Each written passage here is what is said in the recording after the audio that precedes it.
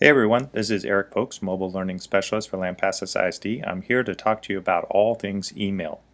It's about time for us to get you set up with your school email, but before we do that, we also want to cover some of the expectations for how you use email at school. Most of these things have already been covered in Family Access, and you and your folks have signed off on these expectations, but just so that you can review them and know where they are, we're going to go to the iBadger iPad portal, available from the Parent-Student dropdown. And then from here we're going to click on iBadger Student. And then down here on the right hand side you can see all the iBadger iPad expectations, including this one, Email Expectations for Students 2016-2017.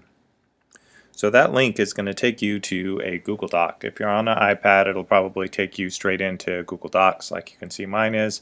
If you're on a non-mobile device, it'll probably just take you to a new tab. But here you can see all the expectations for email and students using email. Everybody 5 through 12 has access to email. 11th and 12th graders have a little bit more access and are able to email outside of the walled garden. But the walled garden essentially is a way for us to keep people outside of our district from emailing students inside our district and vice versa. So right now you're set up to email other students within the district and other teachers within the district. Basically anybody who has a email address that ends in @lisdtx.org, which is the same address as our website.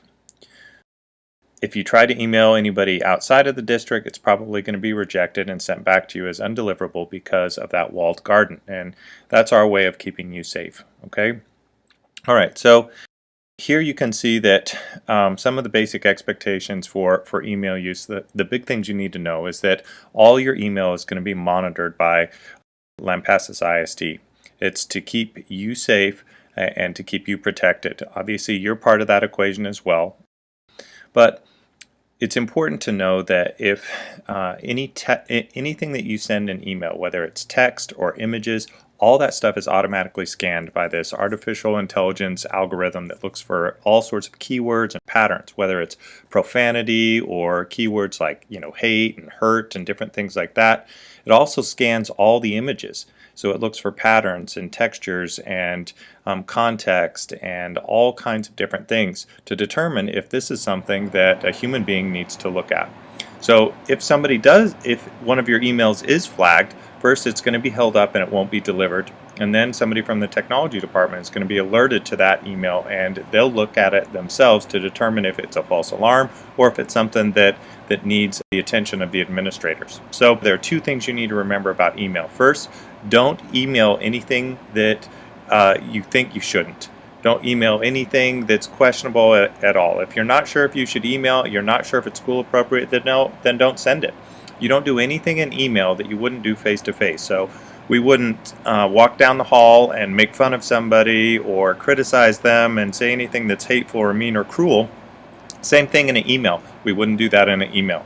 So the other thing to keep in mind with email in terms of expectations is that everything, in addition to everything being monitored, there's an archive of everything. So if you send an email from one iPad to another iPad and both people on both devices, both iPads, delete that email, one from the sent and one from the inbox, and think that it's gone completely, it is not gone. There's an archive of every email kept, meaning there's a copy of it, a record of it that we can always access if we need to, even if it's deleted from individual iPads themselves. So just don't be stupid and be smart and don't do anything inappropriate on your iPad by email and you'll be fine, okay? A couple good questions have come up in the past.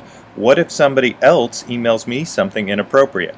Am I in trouble for this? Well, the answer to that is no. You cannot control what somebody else sends to you. However, if you do not alert your teacher, the librarian, the technology department, or curriculum, if you do not alert a Lampasas ISD staff member to having received that email, then you are just as responsible as they are because you haven't let us know about the inappropriate email. So if you get something inappropriate, make sure you let somebody know who works for the school district just as soon as possible. Ideally, your teacher. Then you've covered yourself and you're going to be safe. All right, one other thing to remember with email is that you don't use text speech. You don't use BRB and LOL and stuff like that, because in email, the expectation is that you're going to be communicating professionally. You use full sentences, you use proper grammar, you use proper punctuation. Okay, so at this time, if you have any questions for your teachers about expectations for email, voice those questions and get those answered. Because the next thing we're going to do is actually set up the email.